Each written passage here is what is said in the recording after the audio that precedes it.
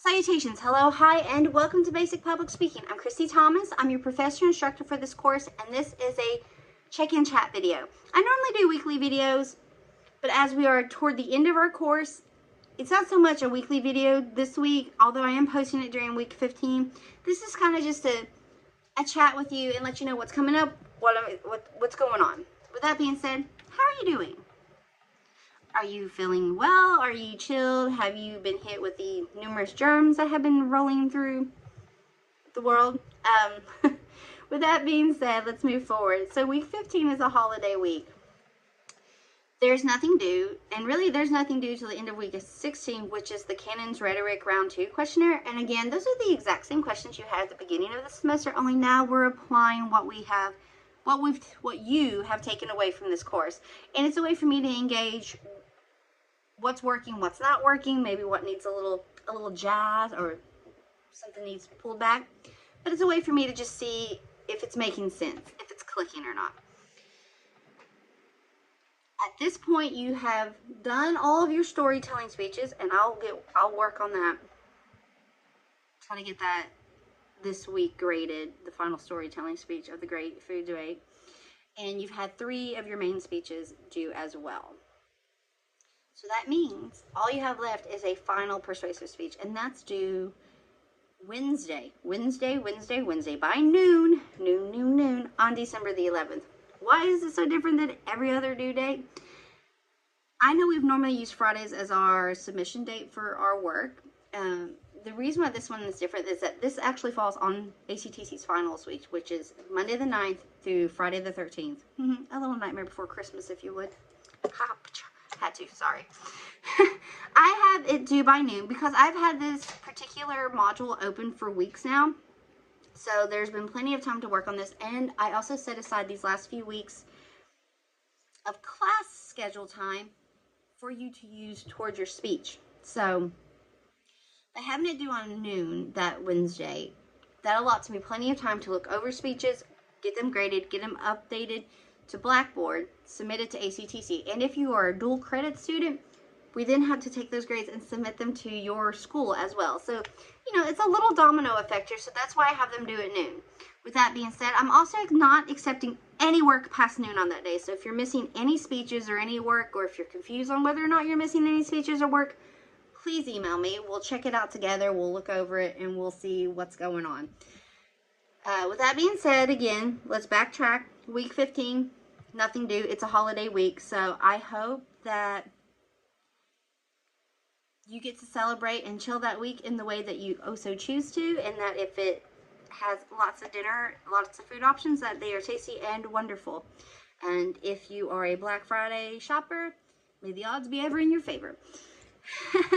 And then we'll fast forward to week 16, again by 5 p.m. on December 6th, that Friday, round 2 due. And then the final speech is a persuasive speech. That's due noon, Wednesday, December 11th. Wednesday, noon. I think I've said that enough. I don't know. I'll say it again, I'm sure. That's a persuasive speech. It has its own module, just like every speech was. And I highly suggest that if you've not even opened up that module yet, that perhaps you do so you can check out what's being asked of requirements and description of the speech. I'm going to break it down a little bit right here, but I'll try to do a Cliff Notes version and not detail.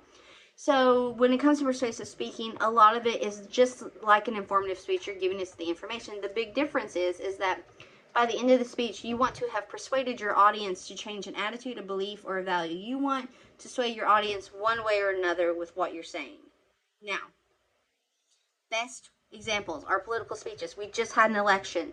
So I'm sure you've seen campaigns or saw rallies or heard spiels or whatever the case may be here on why you should vote for this person, why you should not vote for this person, why we should change this law, change this amendment, add this, do that.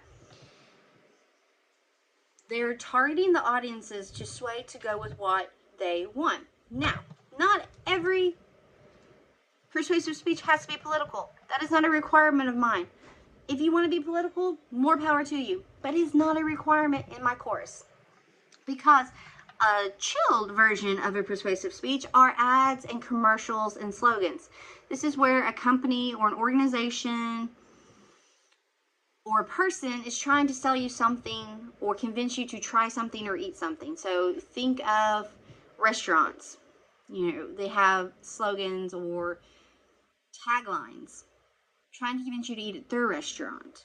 Why go there? You know, the same way with products, product placement in shows, those are very lax versions of persuasive speaking. Or trying to convince you why this makeup line is the best, why you should try this, you know, this is the best energy drink out there, this is the healthiest, this, do that. All those also fall under persuasive speaking because they are trying to get you to buy their product. And if you think back to when you were younger and watch cartoons and there'd be commercials for toys, they're trying to persuade you why you have to buy that toy. But they're trying to persuade you why you have to buy all the toys. So I don't want you to go into this persuasive speech, if you haven't done so already, been thinking about it, thinking it has to be political. It can be. It most certainly can be. But it is not a requirement. If you want to go in and tell me why, think of Batman. How many actors have played Batman, both live action and animated? Quite a few. So perhaps you want to tell me why Michael Keaton was the best Batman, or why it was Christian Bale, or why it was Ben Affleck. You know, and I know there's other Batman. I'm not going through the spiel here. But perhaps you want to do a speech on why this particular one is the best Batman. Or why this book in a series is the best book. Or why the book is better than the movie. Or the movie's better than the book. Or the sequel is better here. Or why this is the best album from an artist. Or this was the best concert. Or I could keep going. Doctor Who is a sci-fi series. And the Doctor's always changing. That's part of the plot line. Perhaps you want to tell why a particular actor played was the best version of the Doctor and give reasons why. Technical requirements for this are a little bit heavy. They are the heaviest because this is our final, you know, we're going out with a bang situation here. You have to have 2 in-speech citations.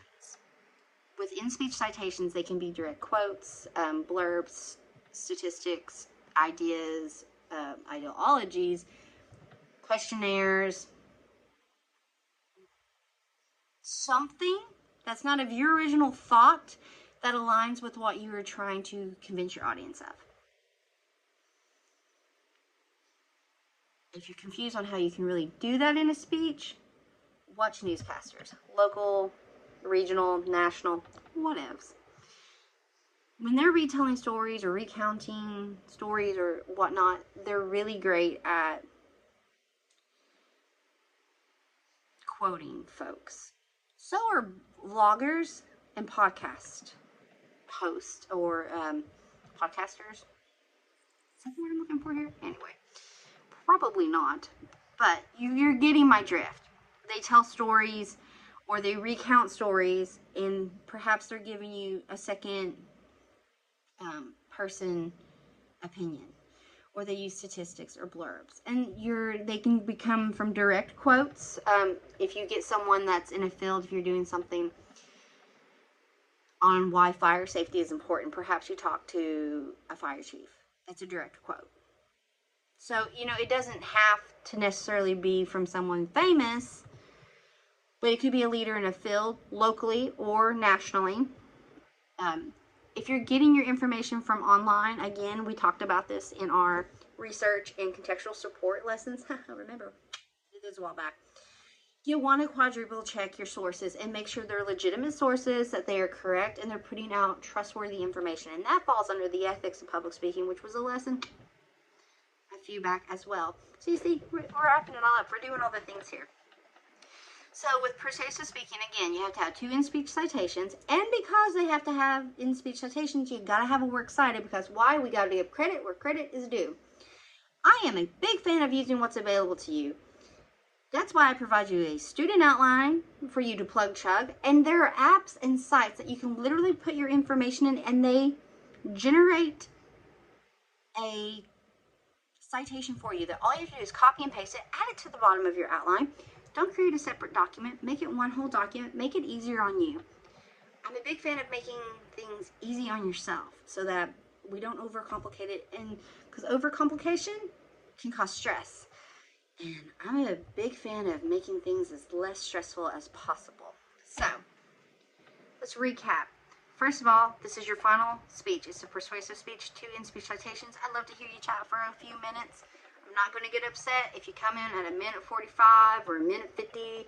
That's cool. If you come in at like 30 seconds, we got issues. How you even going to do 2 quotes in 30 seconds? But I digress. In-speech citations, they can be direct quotes. They can be blurbs, statistics, reviews, interview questionnaires. There's a whole big where you can get information to go along with what you say. Like I said, your persuasive speech, it doesn't have to be political. That is not a requirement in this course. It can be whatever you want, as long as you're trying to convince your audience of something. Why we should or should not watch. Why we should or should not read. Why we should believe that maybe you want to persuade your audience that instead of going 5 days a week, public schools should go down to 4 days a week. Or instead of going from starting school at 8 in the morning, we start school at 10 in the morning. And side note, I would love if public schools started at 10. Everybody seems in a much better mood, but I digress. That is not the point of this. I could go on a rant for that. So do your little blurbs, as long as it goes along with what you're saying. They can be direct quotes from people in the field, and it could be quotes locally and stuff. Perhaps you're doing something on education, and you maybe get your quotes from teachers that are in your school or in your community, or educators in the field. So I don't want you to think you have to get a quote from someone famous. If you do, make sure it's a legitimate quote that can easily be verified. Otherwise, there's issues there. And it could be statistics too. It could be like, well, in 2023, 87% of school-age children perform better starting at 9 o'clock, or having a shorter school week, going from Monday to Thursday and having a longer weekend. Or you can maybe proposing if you wanted to do, if you thought school would be greater year-round as opposed to so many months off in the summer and stuff, where you're 9 on, 2 off. I think that's what year-round does, is they do 9 on, 9 weeks in, 2 weeks break. Anyway, I'll get befuzzled if I don't stop. Perhaps you can discuss quotes that systems that works in, other countries, how that works in, their whatnot. Perhaps if you're trying to tell us why this book is better than you can go to a fan group page and discuss why. Okay, in the Harry Potter series, Order of the Phoenix is the best book. I don't personally believe that. It's the first one that came out of my mouth. But you see where I'm going here. It doesn't have to be political. Or you could go the political route. Whatever is your cup of tea, and whatever you want to persuade me on, I cannot wait to listen. So that's due. Here we go again. You ready? Noon, Wednesday, December the 11th. I will also not accept, and if I could italicize or bold or scream it with a highlighter in this video, I would. I will not accept any work past noon on Wednesday, December 11th. So if you're missing a speech or a couple of them, reach out to me. Say, hey, I know I'm missing this, or am I missing this? And I will check it out, and we can chat, and we can work on it. You have a few weeks left in this course, and I'm a big fan of everyone succeeding. So, again, what's left? December the 6th, 5 o'clock on a Friday. I really twisted the words there, didn't I? Your Cannon's Rhetoric Questionnaire Round 2 is due. Same questions from before. I'm just seeing what you got from the course. That's all. Then the final persuasive speech is due Wednesday, December the 11th by noon. And I will not accept anything past that. This is week 15. I hope that this holiday week is fabulous for you. I hope it is chilled. I hope you are not sick. I hope you get to enjoy festivities in the capacity upon which you choose your festivities. If you have any questions or concerns, please reach out to me. Otherwise, I will talk to you later and hope you have an amazing week. Thanks so much. Bye.